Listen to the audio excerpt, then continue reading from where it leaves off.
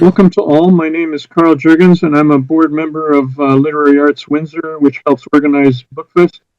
I'm the former head of the English department at the University of Windsor. I'm a writer, and I published the internationally distributed magazine Rampike, which featured authors such as Jacques Derrida, Julia Kristeva, Eugene McNamara, and Paul Auster. My writing appears in the anthology Best Canadian Poetry 2023. Um, Welcome to this year's Bookfest, or Festival de Livre Windsor. First, I'll share a land acknowledgement. Literary Arts Windsor acknowledges that the festival and its organizers occupy the traditional territory of the Three Fires Confederacy of First Nations, which includes the Odawa, the Ojibwe, and the Potawatomi. I will add that a land acknowledgement is just the beginning of a process of truth and reconciliation. This annual festival is uninterrupted for 22 years, presenting many remarkable and diverse authors. This session is titled Homegrown Talent, featuring Peter Hrastovec's Limbo Moon, Marty Gervais' The Sky Above, and Claudio Andrea's Stories in the Key of Song. So we'll start with Peter Hrastovec. I'll say a few words, a bio about Peter, and then we'll get to the questions. Peter Hrastovec was born and raised in Windsor, Ontario. He's the author of 3 books of poetry, In Lieu of Flowers, Sidelines, and There Will Be Fish. He has contributed to several anthologies, most recently Where the Map Begins. Peter Hrastovec also practices law, advocates for his community, and embraces the joys of grandparenthood with his beloved wife, Denise, in their hometown. He's the current poet laureate for the city of Windsor. Limbo Moon, his new chapbook, is published by Woodbridge Farm Books. So I have a first question for you, Peter, and that is, can you please tell us how you came across the title Limbo Moon? Carl, thank you very much. And it's good to see everybody who's listening in, watching, and of course my fellow panelists, all of whom I admire and respect greatly. Carl, Limbo Moon came about when I literally was coming out of Mackenzie Hall one night after an event. Could have been a poetry reading, I believe.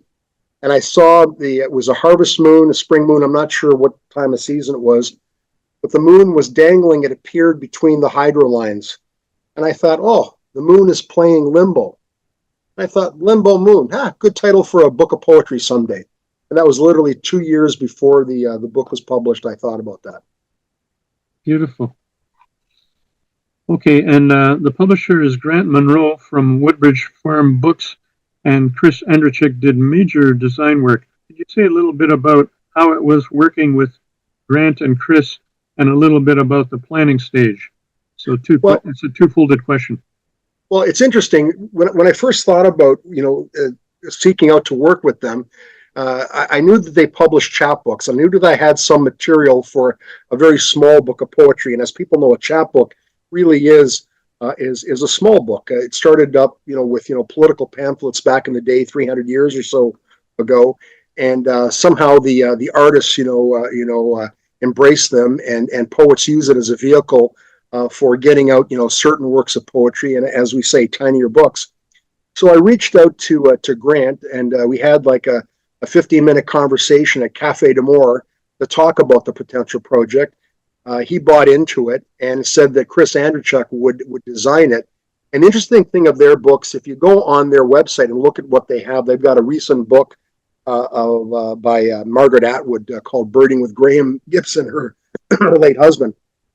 Beautiful, beautiful book.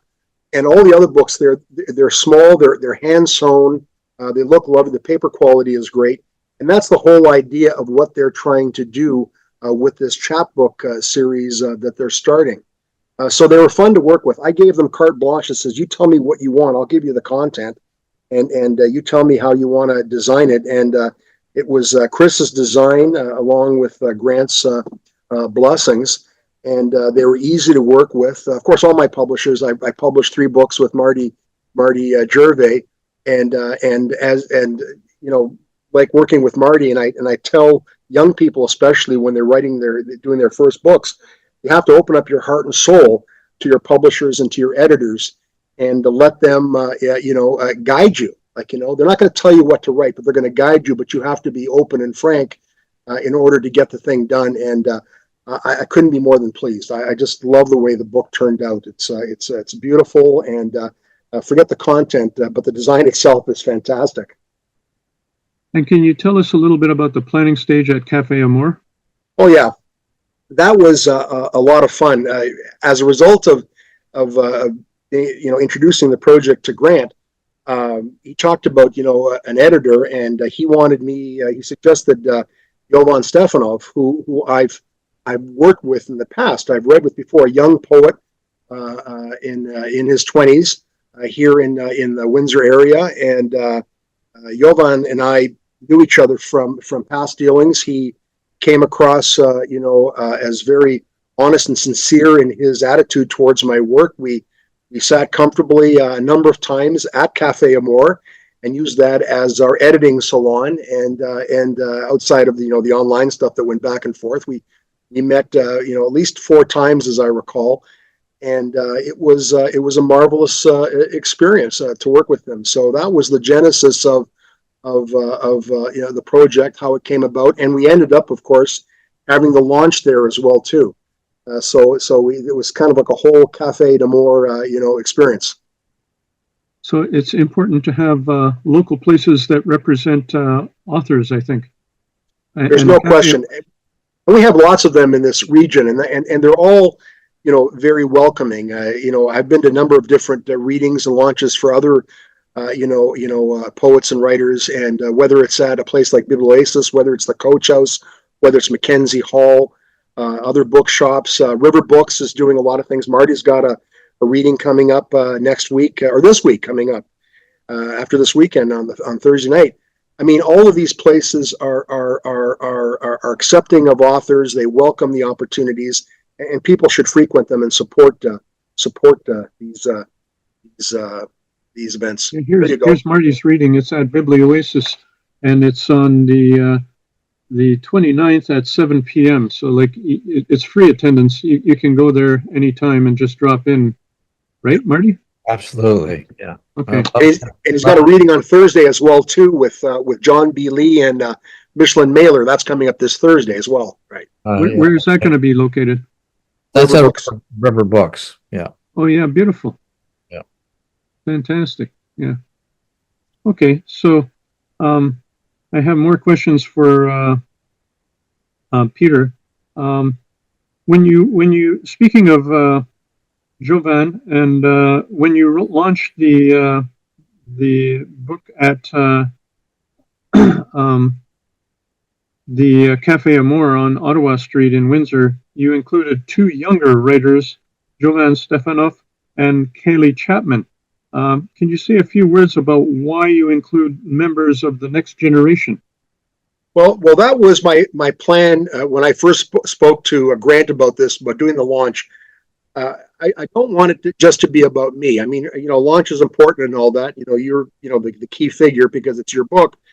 But I'm very, very, very appreciative of what younger people bring to the table in terms of their writing. As I mentioned, Jovan, who published a book again with Marty and co-authored with Nick Hildebrand, the Marshwood Songs, was known to me, a writer and I admire his work and his voice, and I wanted to feature him because of his work with me as the editor. And Kaylee Chapman, who I adore, she's a marvelous writer, a wonderful poet, currently finishing, I believe, her master's degree at the University of Windsor. And I thought, why not share the microphone? Like, bring them up and let audiences know.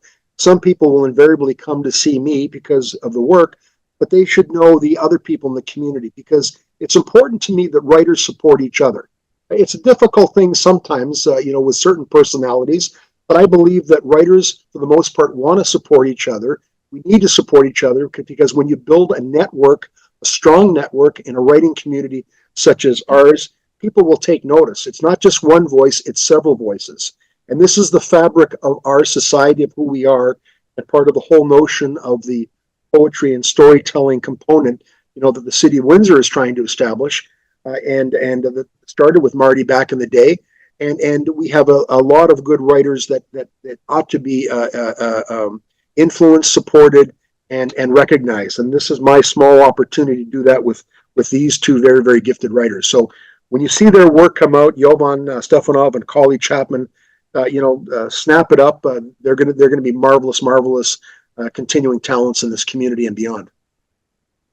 I think it was Robert Crouch that once said, "By our stories we define ourselves." So that comes very close to what you're talking about. And he luckily visited Windsor a couple of times.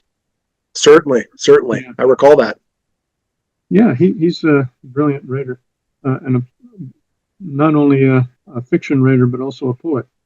When you launched Limbo Moon at Cafe Amore, you contextualized many of the poems by briefly explaining the poem's background. Why did you do that?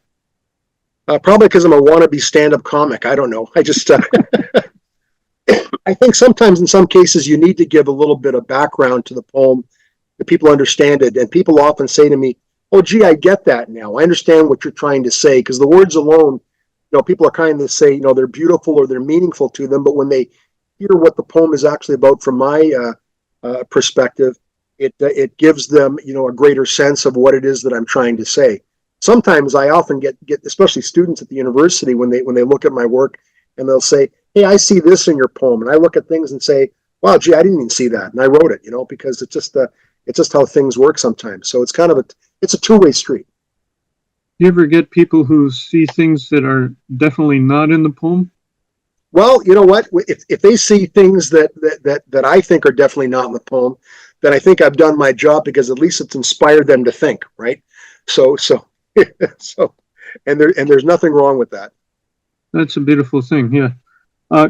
Could you read a little bit? We've got two other authors for this session, but could you read a bit from Limbo Moon?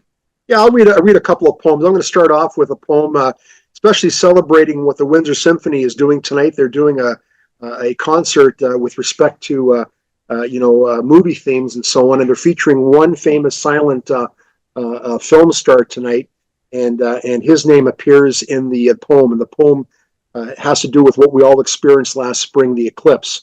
So here's Eclipse, and I might tell you that all of these poems are really short. They're short poems. That was the whole idea of doing this chapbook, and inspired in part by Charles Simic, the great American poet laureate, former poet laureate, and Billy Collins. So here's a poem called Eclipse. Millions watch as the stone-faced moon photobombs the sun. Buster Keaton exalted. There you go. This is Maybe you can contextualize that one. Buster Keaton, that face, the stone face, right? Okay. Well, you already. I didn't want to say that until after the poem. I wanted to surprise you with it. So here's a poem called Sweet Stop. It's a haiboon. Dorothy Mahoney, great local poet and a friend from university, got me into writing haiboons, and it's kind of like a prose portion that it ends with a haiku. And this is a true story. This actually happened to me. It's called Sweet Stop. Standing at a pedestrian crosswalk, two women are overheard. The first one gushed, "I just can't wait for chocolate season." The other asked, "What's chocolate season?" Her friend replied, "It begins around Valentine's Day and ends just after Easter." The light changed. Your gift is sweetest, delivered from your pure heart, opened together. Thank you. Two other short poems. Thank you very much for that. Thank you. One, I've got a captive audience in my dear wife Denise, and this was based on a photograph that I came across of her, and I wrote this. This is one of the fastest poems I've ever written, and it was a gift to her. It's called A Picture of You. This smile, photo frozen, defies physics. Warm and tender, it melts a cold heart, softens a hardened soul. It confounds alchemists, makes a cynic chuckle, inspires the poet. Infectious and infecting, it leaves victims in its wake, helpless, wanting. To survive its beam, piercing and luminous, is to remain its captive, content, with no desire to escape. Thank you very much for that. And I'm going to close very quickly with the titular poem, and that is Limbo Moon. And I explained the context of how the title came about. So here's the actual poem, Limbo Moon. Thank you. Easy for you, no knees or vertebrae.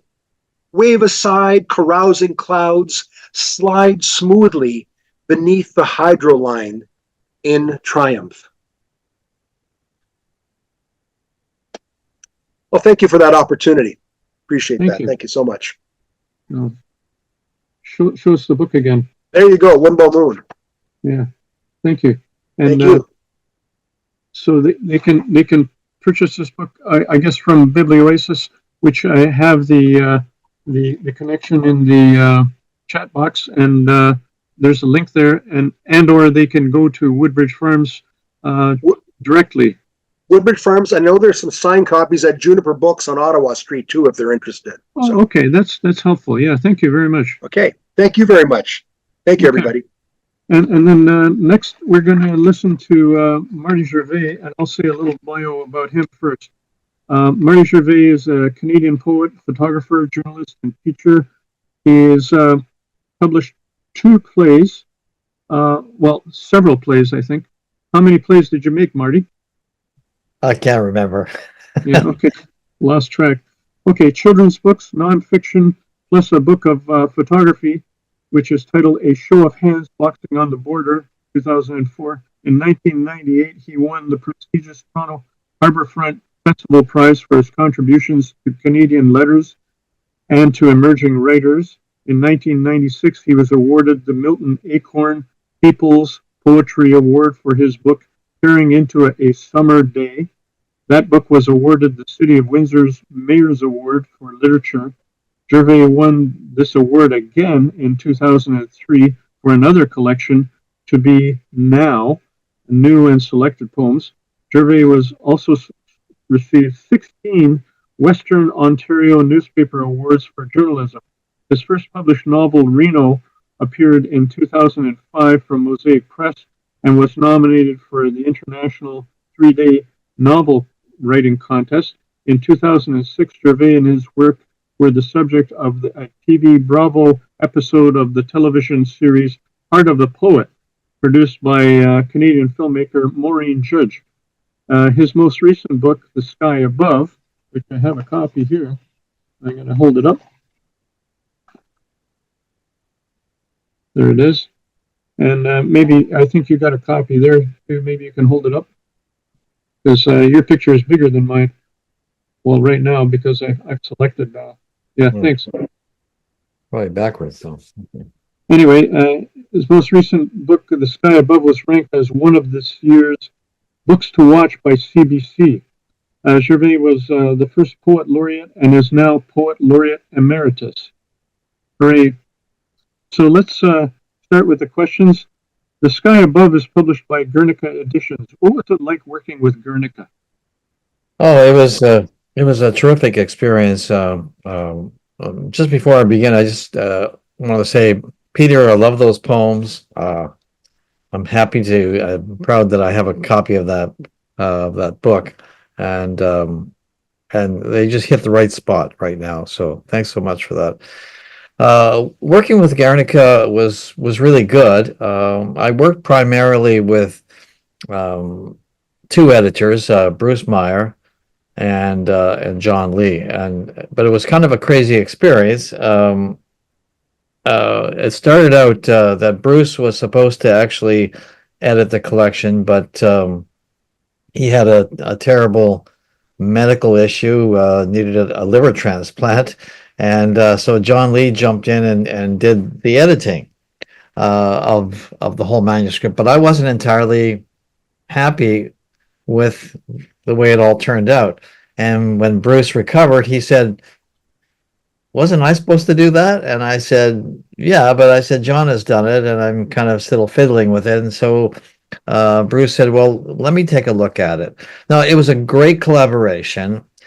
And my worry was to make sure to include those poems that would stand up on their own, would convey engagement, have something to offer that was new and different, and that would make people want to pay attention and listen to its rhythms and walk away carrying a little piece of it with them. And John had a really good eye for surprising detail in a poem, whereas Bruce was a master at taking the whole body of work and shifting its elements around, almost like shifting players on the baseball field or on the ice or even in an orchestra, so that and the plan was to make people pay attention and get up on their feet and with applause, and that's kind of how it all worked out. It was a great collaboration. Fantastic. You named a couple of people, John B. Lee and Bruce Meyer, but both are published by your press Black Moss as well, which is an interesting coincidence, as was Claudio D'Andrea, who is also in this session. Could you say a little bit about working with those authors and a little bit about Black Moss Press, which is... Sure. Well, John and Bruce are longtime friends. They weren't friends, however, when I set out to publish them. John approached me with a book many years ago, a book called Bad Philosophy for Good Cows. And I kind of wondered what kind of book it would be, and I loved it. I read it from cover to cover in one sitting. It was so good. And then Bruce, I published his first book, and I've been publishing them, advising them on their writing, supporting them in any way I can. I count them as good friends. These two are among the few writers I've met and worked with who probably know more about the craft of poetry than anyone else, and so I value their the way they look at my own writing, and I'm on the phone with both of them from time to time to read them a poem and get their advice, and likewise, it's really good. Claudio is someone I've gotten to know through this very exciting short story collection. His love of music, and he and I are of the same mind. We care about the story and how its trajectory has to be one of impact. And I think when you read his book, you will see that. And I usually like sitting down with writers, and all three of these people, I've been able to sit down almost as if we're or sometimes in a coffee shop, and we look at each other's work, and we're able to make sort of sense of the universe when we're talking to one another. It's really good. Black Moss it's been running for well over 50 years. I started it as a mimeograph magazine in a small attic apartment on Dougal Avenue with my wife Donna, and we're still alive and kicking. And it's the love of my life. Yeah, well, Black Moss has built up a huge reputation throughout the country, and I've got more questions. So I've got 100 questions for all of you, but we're not going to have time for me to ask all the questions. So I'll just jump to the next one. The CBC notes that this book, The Sky Above, and I'll hold it up just so people can see it again, involves a meeting with Mother Teresa in the basement of Detroit Church. Peter Hrastovec, who is part of this session, comments in periodicities that your writing was affected by years of journalism. Could you say something about how you capture significant moments in words, and do you think your journalistic background affected you in your writing style? Yeah, I think my journalistic background has affected me. I think it made me pay attention to basically how to put together images. I mean, I think what I've learned is to keep my eyes open, to listen well, pay attention to details, look for that something about a person that is different than what anyone else has noticed. In the case of Mother Teresa, you mentioned, what drew me to her was her manicured fingernails. Here's a woman who was picking maggots out of dying people in the Calcutta slums, and no one ever thinks of a saint going to a manicurist, but there she is. And I noticed her hands resting on her lap and I marveled at how polished and perfect these nails were on these very, very old hands.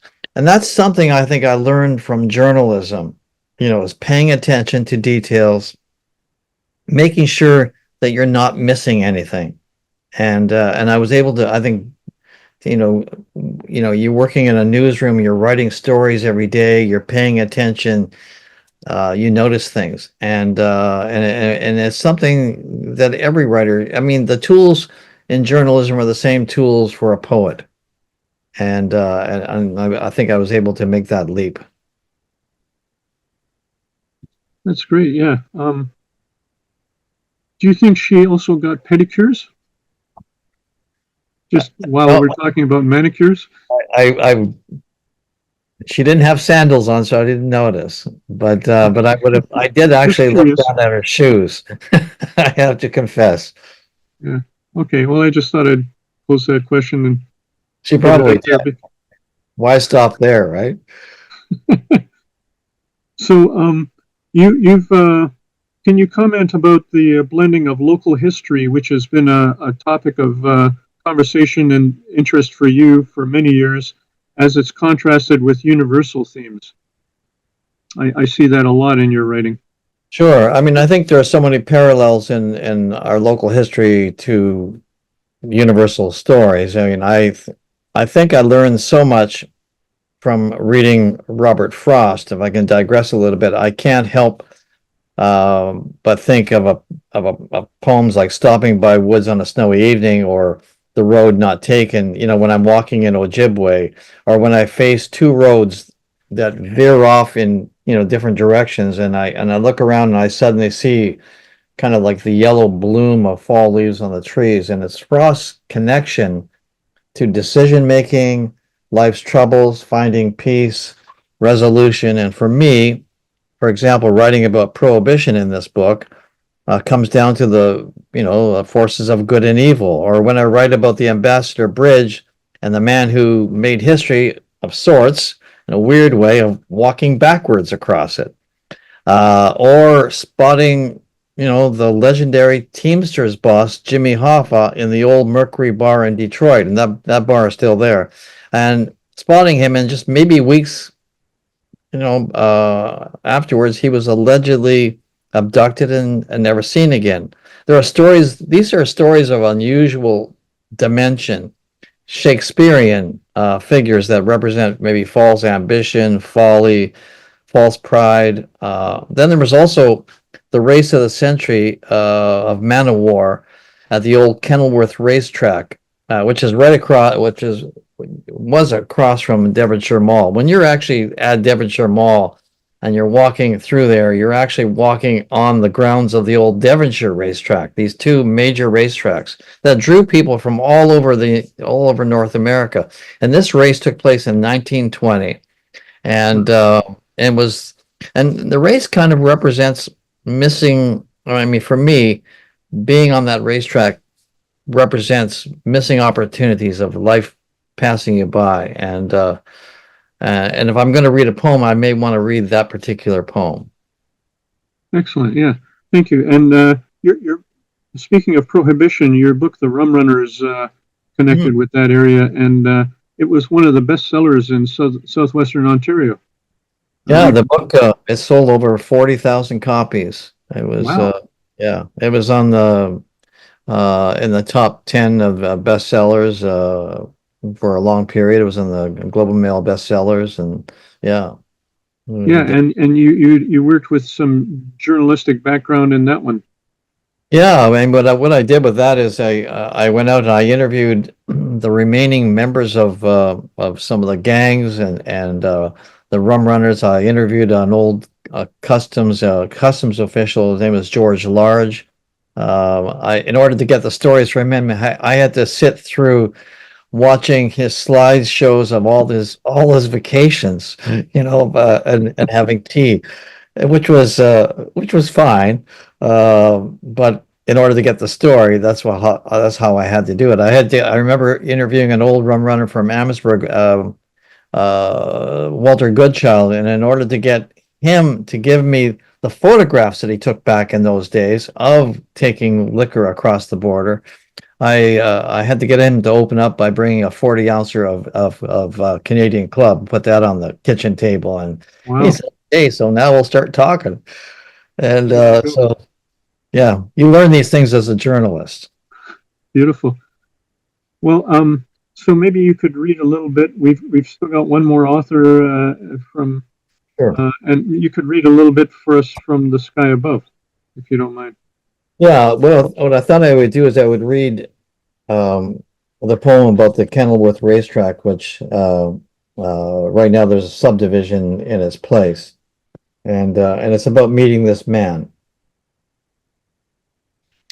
That day, driving out to the tumble-down stables south of the city, I knew nothing of that moment in October 1920. I'd gone there with a woman I'd met at a horseback riding late afternoon, straw and dust and manure, the sharp odor of absorbing and tobacco, and seeing threadbare plaid blankets folded over the gates in the horse's barn, and the final rays of sunlight pouring in stalls. I watched the quiet elderly man leading the horses out to the yard, the rich chestnut slope of their beauty accentuated by the late fall light. I knew nothing of that moment so long ago, but I think that now too late, and realize this man was there, a boy among the stables, fetching straw and oats, his milky blue eyes and boyish hands guiding the horses into the silent moonlit yard at dawn. I want him to be there again with the great ones, the race of the century, Man o' War and Sir Barton. I want him at the edges, slipping past with pails of clean water, the sense of the stillness of the stall. Where motionless Man o' War stood, they say Big Red, as he was called, was so beautiful it made you want to cry. His very stillness was that of a coiled spring, a crouched tiger. I want to believe Big Red scared the boy that first morning in the fall, yet I knew nothing of that day in October when I drove out to the old stables where this boy once stood in awe of men who kept watch over the great stallion. I knew nothing of the track we rode on at twilight where Big Red once galloped like a nightmare roaring into history. I wished now I had paid attention. I wished I had remembered what this man looked like, what he might have said. I wished now we could have spoken. Instead, I sat perched on a broken down horse, trotting along a track I knew nothing about, trailing after a new girlfriend, thinking only of her and my next move. Thank you. Thank you. Will you read a little bit more? Oh, Yeah, okay. Because we still got another minute. And I Sure. was just going to note that in that particular poem, you're looking at a special moment in time. And then that seems to be one of the recurring elements in your writing. You're identifying moments in time and then giving them a kind of a more profound meaning. well, I can read a poem. This is where journalism also comes into play. I had to cover a concert by Vladimir Horowitz, and he was on the American tour, and he had taken time out from that tour to go to the funeral of his mother, who was his first piano teacher. And I have something to say about it briefly right afterwards, but I want to read the poem. He was a boy when his mother slid in beside him at the piano in the parlor in Kiev to guide his hands over the vast array of gleaming black and white keys, and now the warm glow of a single stage light enveloped the imposing 9-foot Steinway that brooded like a Toro Bravo in the Iberian sunlight. And now there he was, a tall yet short-waisted man walking slowly to the stage, to the edge of the stage, to pause and bow and tell his audience this performance would be for his mother, his first piano teacher.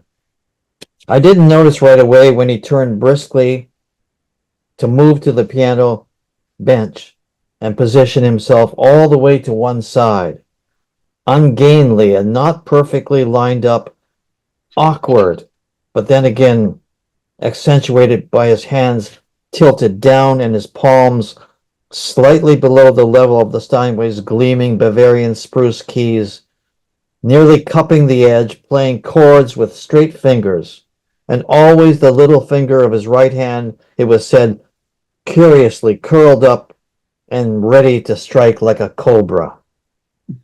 I didn't notice until he had started in, and then I spotted that awkward gap, the place beside him empty.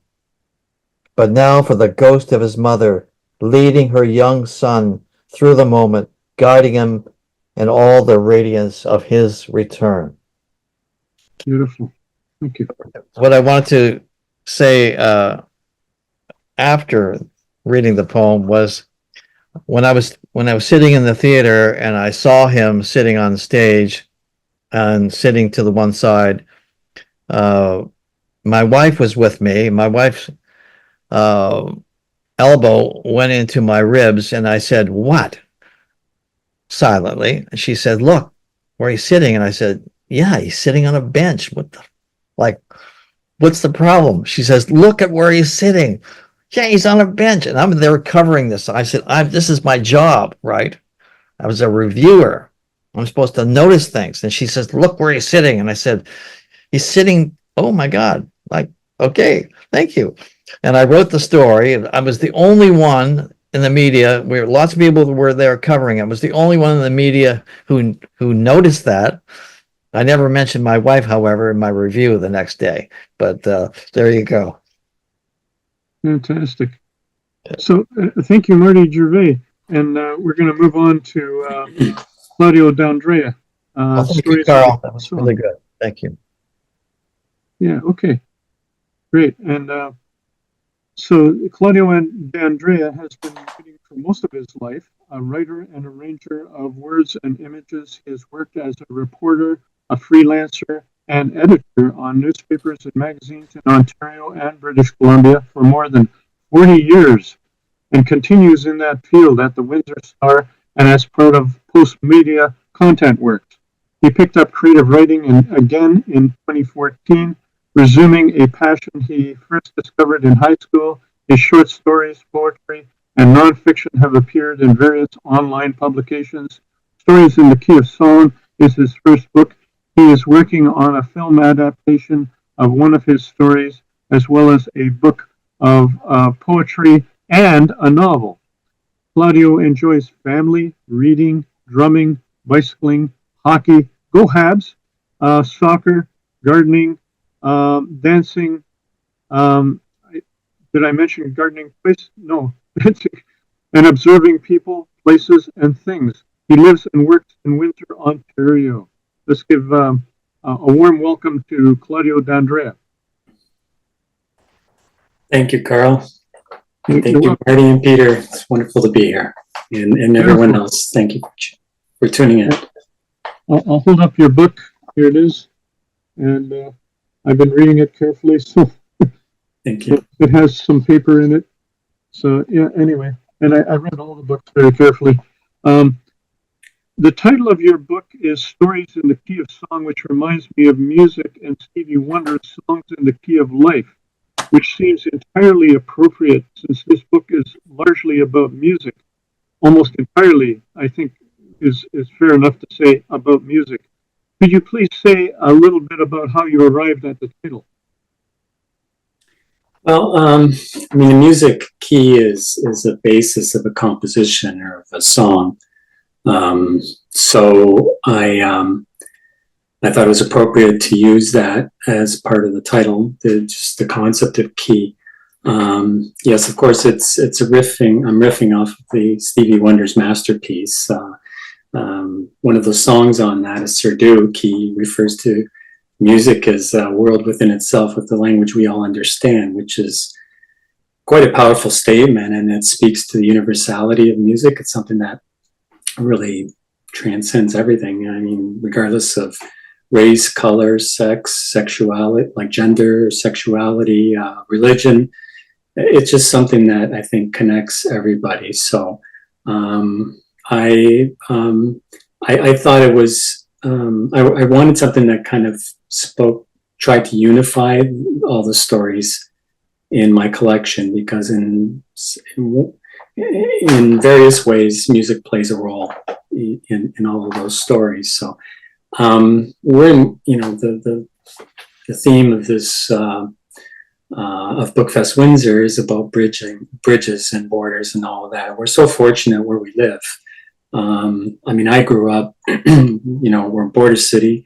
I grew up seeing a lot of great musicians, and we were the envy of so many other friends who didn't grow up in this area. Just the musical acts that I've seen, and we have Motown. Right in our own community, we had Rosalie Tremblay, who discovered so many great acts, and even in Windsor, even today we have Caesars and all these other venues where we can see world-class artists. So I have a number of friends who are great musicians. So music is just something that's always important to me. I think it's important to a lot of people. So, I mean, as writers, we're trying to connect with our readers, right? And I think one way to connect is through music, because I think a lot of people can connect to music that way. So that's what I was hoping to achieve with it. So it was one of the reasons why I hijacked Stevie Wonder's album title and used it for my own, or riffed off of it. Right, yeah. And music is a universal language, so I think you're playing with that as well. Yeah, Absolutely. Okay. Can you say a little bit about how you designed the cover for Stories in the Key of Song? You did some work on the cover, I believe. I did. Yeah, I mean, the coming up with the cover was murder. I tried about a dozen different designs, and nothing was really working. Used various images, illustrations, different things.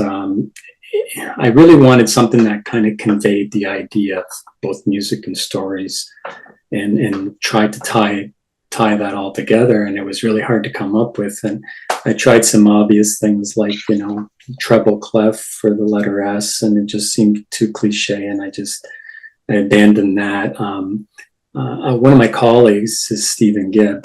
He's a fine artist. He's a phenomenal artist. A lot of his work is very surrealistic, and I tried one of his works, which is titled Freak Out in a Man in a Moon Age Daydream, which kind of worked with my theme because he's playing off of a David Bowie song title, and it was a wonderful image, but it just didn't quite convey the idea. So I finally settled on the photo that's on my cover, who's the photo is by someone named V.N. Wayne Fan. Like that's the name that he goes by, and I found it on unsplash.com, which is a photo sharing service. And I liked it because it's a little dark. It's very stylized, a little surrealistic.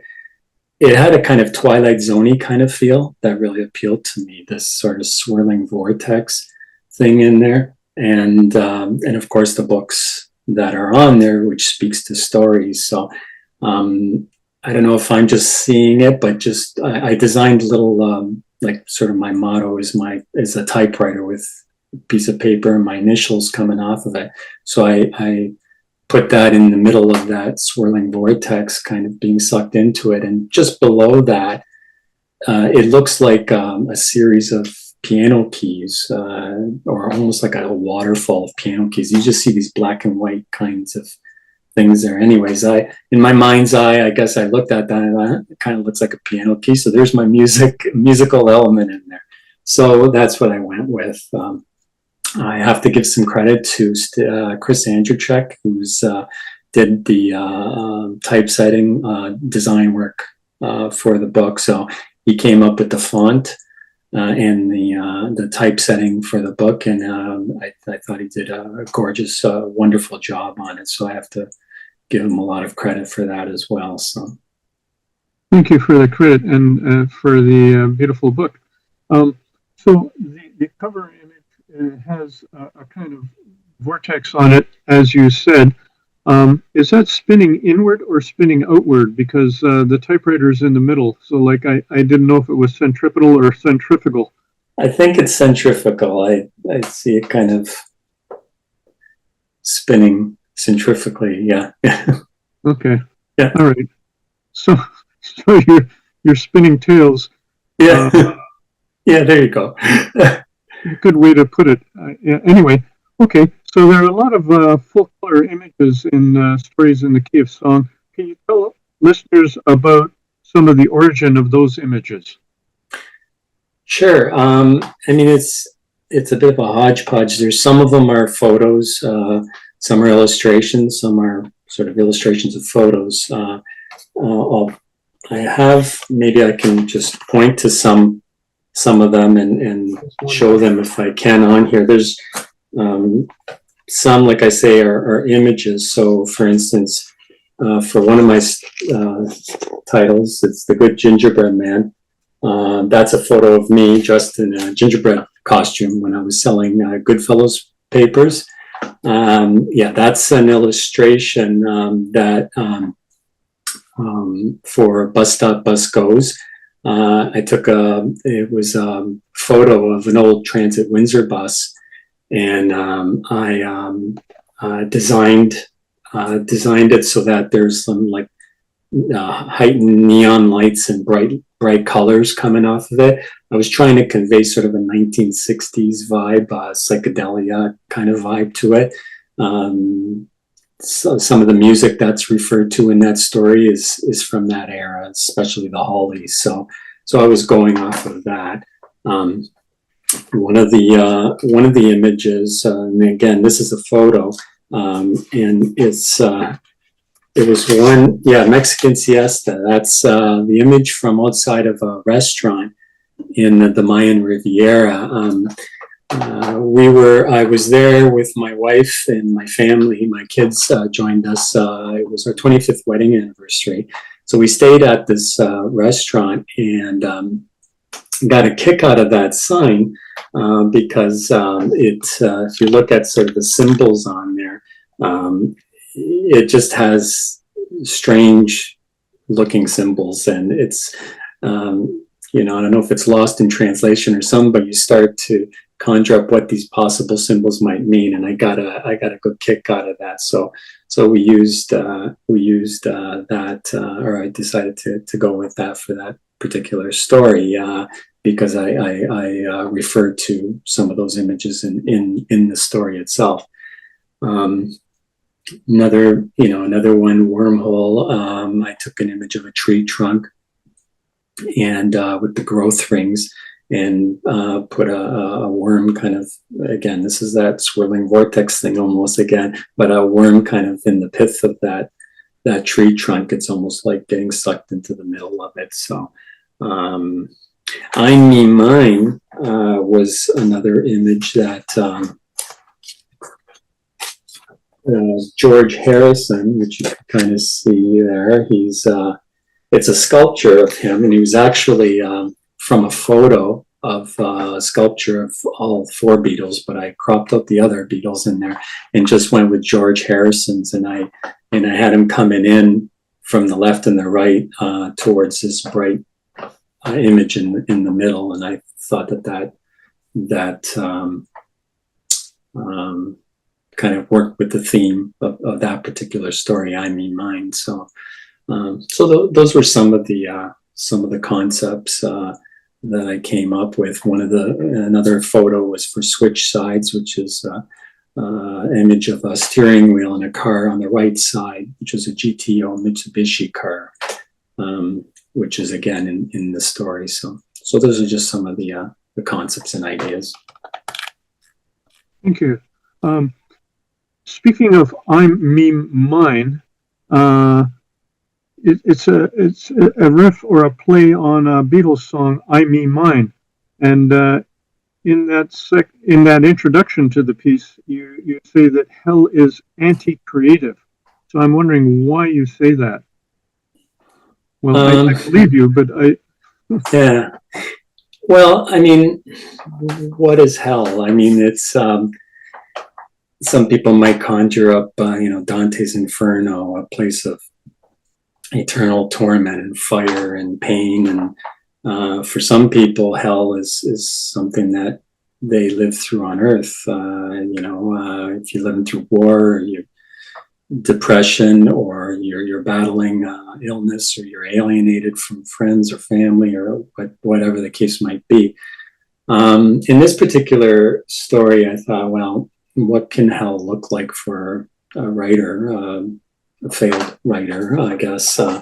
And so I put him in this place, which was like a content mill. That's a term that's used for, instead of stories or something, they come up with this word content, which is, I guess, hack work in other words. So I, I conjured up this writer who was a bit of a failed writer in life, and then he's in hell, and he becomes a sensation because he's able to come up with all these George Harrison memes, and they're extremely popular. And the irony though is that no one knows him because of course he's in hell, right? And so he doesn't get any fame or fortune over it, but his memes are all the rage. So yeah, I guess maybe in my idea, I call it hell. Hell can be such a creativity stifling concept, and maybe maybe that's what I'm trying to get at in that story. makes sense to me. So could you read a little bit from Stories in the Key of Song? We have about 5 minutes or Sure. a little bit less, and then I have to bid our audience farewell. Sure. Well, I'll read from I Me Mine, and just by way of background, I mean, I like different styles of fiction. So magical realism, surrealism, or metafiction. In the panel yesterday, there was references to Paul Auster. He's one of the writers that dabbles in that. I just finally read Don Quixote, and there's metafiction in that going back hundreds of years ago. So Italo Calvino, he opens one of his novels with you're about to begin reading an Italo Calvino new novel, and then it goes on. So that whole construct of an author putting himself in the story and making it so obviously fictional, I find fascinating. So in this particular story, the main character just happens to have the same name as me. And so here he is in hell, and there's this silent specter who is guiding him, and he's creating he's creating these memes. He had a hard time working with words in his afterlife, and with his chains and handcuffs. They were heavy, they hurt, if you could say that about yourself once you were dead, and they wore him out, ditto. They were also the reason why he became one of the monsters of meme mining. The handcuffs inspired his very first meme, I Meme Mine, which became such a successful series. They were all memes about George Harrison, and with Claudio's help, they turned the quiet Beatle into the loudest of successes among the Fab Four in Harrison's own afterlife. As memes go, that first one wasn't Claudio's best work, but it still worked. Proof that, like the more popular and rich writers he despised in his life, you don't have to be super talented to be a superstar writer. He used a photo of George holding up his arms, casting off cartoony-looking manacles with the phrase G.I. George. After the I, he inserted the words, "This meme is mine." At the time, he thought it would be a stretch to get people to make the connection between the I and the G.I. George part and meme mine. Or for that matter, to get people to connect G.I. George to the action doll G.I. Joe. so popular but when he was a kid growing up. But I Me Mine became a sensation as too many people with too much time on their hands took it and started to spread it around the virtual world. Claudio, who knew a good marketing opportunity when he saw one, decided to turn it into his own meme theme. He started mining more George Harrison memes and became a literary sensation down in the underground where he slaved away for the meme overlords. There was his meme of George and Olivia Harrison, with the superstar reaching with his arms towards their son Danny. Oh, look, Olivia, here comes the sun. His meme of long-haired George saying, my sweet Lord, look at all my hairy, with one of his most popular ones, especially during Movember. The one of him as a fat beetle with the words, George Harrison, when he was flab, did quite well too. He once created a meme of a pensive George, pen in hand with the thought bubble, I need another hit. I know there's something there somewhere. I believe it in how. When are we going to get some more meme miners down here? Claudio asked Spectre. It's been a long time. I can't have been the last washed up writer there that was sent down here in this content mill hellhole. Spectre turned around, jerked with excitement, and held out his cell phone showing Claudio the latest audience analytics for My Me Mine memes. They were, as they say, blowing up social media. Brilliant. Thank you. Thank you. Let's have a big hand for Claudio D'Andrea. Thank you. Yeah, maybe you can say a word or two about your first person self-inclusion in that. It's not autobiographical.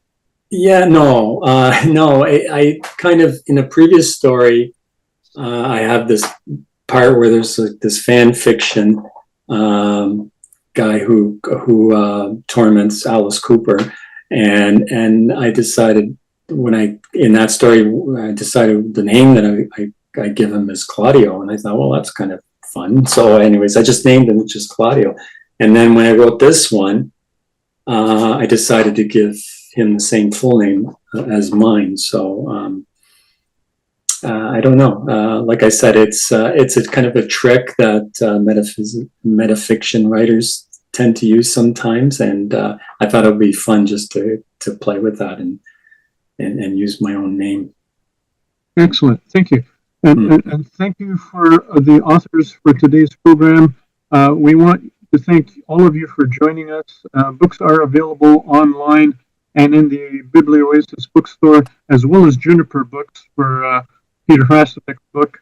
I posted the link for Biblioasis online just a second ago, so if you go to the chat box, you can find it. And just thanks for everybody. And so if you are interested in either Limbo Moon, go to Woodbridge Farms, or Sky Above, visit Guernica's website, or Stories in the Key of Song, visit Black Moss's website, and then please support the arts. Warm thanks to all our authors, and remember, books make wonderful gifts. So the holidays are coming, so hope you can help support the literary arts that way. Thank you. Thank you, everybody. Thank you all.